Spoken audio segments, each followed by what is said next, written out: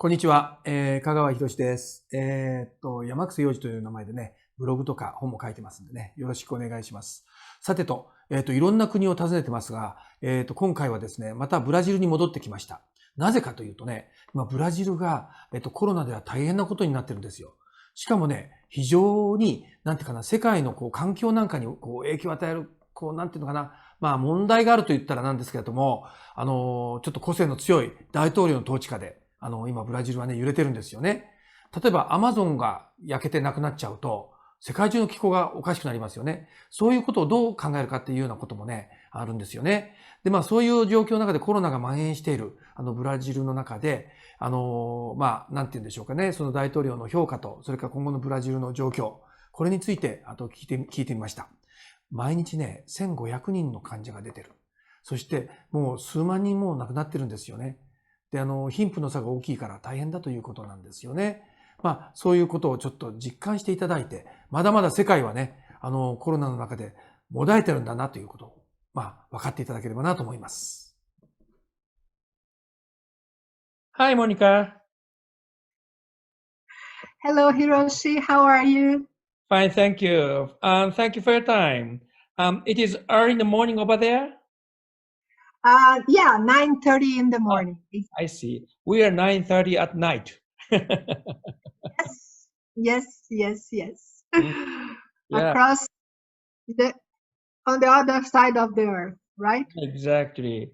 Well, Yes. I heard right now Brazil is suffering from a terrible pandemic right now.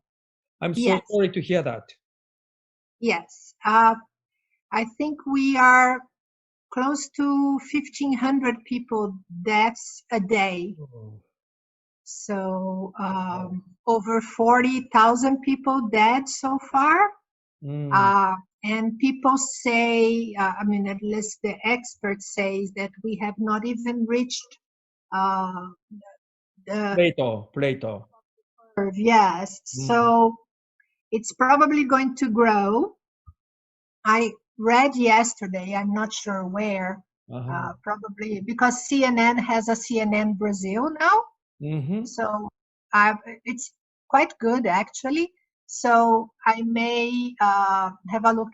I may have seen that there, but apparently Brazil is expected to top number of contaminations and number of deaths from the US by the end of July, which is really staggering. Yes. So the situation is bad. And contrary to all people that are advising that we should be staying home and in quarantine, the government has released some of the business to come back, including shopping centers. Oh, shopping center is opened? Yeah. Oh, yeah. wow. It's ridiculous. It's ridiculous. It's awful. So obviously this will increase the number of people getting contaminated. And anyone with some sense will still stay home, which is what I am doing. The companies I work with, nobody's going back. Nobody's going back. How about your business right now? I'm sorry? How about your business? Business is okay for you? No. Our businesses in Brazil are suffering. We are expected to have a loss on the GDP of 7 to 10%. So terrible. And the number of unemployed has skyrocketed. Brazil has usually Brazil has a population of 200 million people, but only half that is in an age to work.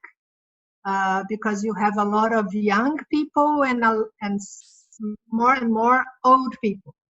So of the 100 million people that work, apparently 30 million now are unemployed, which is so no. Every business is suffering, and the government is pretending that they are not aware. So they are not doing what is needed to save businesses, to help with, I mean, most of the Brazilian economy survives on small businesses. And those are the businesses that are suffering the most, because small business people are the ones that, in theory, are closed. I see. And they have been closed for 90 days now. And so, and they have no help from the government. Question, your President Bolsonaro is quite a famous guy of such a controversial. So do you have any opinion about it, including like an environmental issue, including about this kind of a treatment against the corona pandemic? Every action, it's quite controversial. Yes. He's being labeled as one of the worst presidents of Brazil. He has strong links with corruption. Yesterday, one of his ex-employees that may have a lot of information about corruption was taken into custody, preventive custody. So, I mean, some of his actions are perceived as being fascists. He is a person that works with the militia. He likes he likes guns. His sons like guns. They keep taking picture of themselves like this. So they are not sane people. And I mean, probably, and this is just my guess. It's my guess. I think he will not finish his presidency. Why he was elected? Good question, right? So Brazil has been facing the worst economy downfall from the last 30 years. So it's been 10 years already that we are suffering a lot. And then this was because there has been a lot of wrongdoings from the earlier president and party, which is PT, the Workers' Party. So in 2018, nobody wanted PT to continue. I understand. And something like 3 months before the election, Bolsonaro was stabbed in his public talks. And they converted the stabbing as if he was a martyr trying to save Brazil, and people were trying to kill him. And with a lot of fake news, the whole organization of using robots to spread fake news, they massively promoted, apparently with the help from the Cambridge organization that also worked with Trump. They apparently worked massively to the lower population, because the lower population of Brazil, lower income, they are the majority. Brazil is a high disparity country. I understand. So they massively promoted the martyr, savior, Jesus kind of guy, that kind of population. And these were people that were already desperate. But actually, what happened was a big devaluation of your currency against the dollar too. Exactly. Now, I mean, to give you an idea, I think a year ago, the dollar was around 3.2. Now it's 5.2. Today it's 5.6. So close to 100% devaluation. That's crazy. So it's crazy. Now it's crazy. So that means, even lower income people, they supported him, but, their life is getting worse and worse. Obviously. But there's nobody else. There is a real lack of leadership in Brazil right now. There is nobody else talking. And so there is a big miscommunication. He tells people who are already suffering, who are in fear, he tells those people, oh, don't worry about corona. It's just a flu. Nothing is going to happen. Nothing is going to happen. And those people, they have nobody else talking to them because they, like I said, they are in different parts of the city. The government is not helping much. They are unemployed. And what they want to hear? They want to hear that this is going to go away and everything is going to be okay. Oh, but actually now pandemic is so serious. In that case, I mean, economy is also damaged again. And also,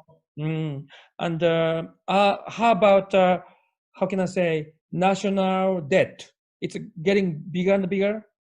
Oh, yes, but Hiroshi, in a pandemic, national debt is going to get bigger everywhere in the world, right? I mean, you have to rescue people and you have to spend on health and things like that. So, I mean, nobody is really worried about the increasing debt right now because you just cannot afford not to. Yeah, people need the help anyway. And it's bigger than everybody. So the problem is what is going to happen a year from now, 6-7 months from now, because probably this first phase of corona, like I said, is going to go up until July.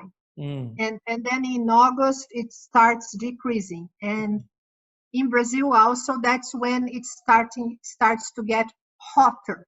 And apparently the virus is subject to temperature. Sure. So probably by October, we would not have such this bad situation as it is now. You may get over that. Yes. And then we'll probably, the thing is, this is an election year for mayors. Yes. So you can bet that October, November, and December, everything is going to be about the election, because apparently the elections were supposed to happen in October, but obviously because of the pandemic, they're saying it has to happen in November. I see. So probably when we start getting out of the pandemic is when all the focus is going to go towards elections. So nothing much is going to happen in 2020.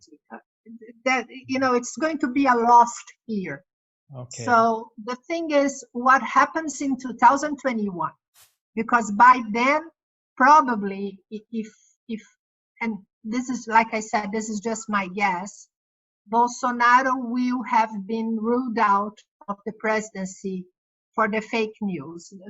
He's being investigated by that. Okay. So probably by December, by 2021, we would have either a new. It's probably going to be like the head of the government, one of the chambers. He's going to be taking a 2 years constitutionally elected presidency. I see. The head of the Senate, I think. I understand. And then he would be there for 2 years, and then the new mayors would be taking charge. And then that's when it's time to worry about fiscal debt. Because that's when up to that time. Yes, that's when you have to face it.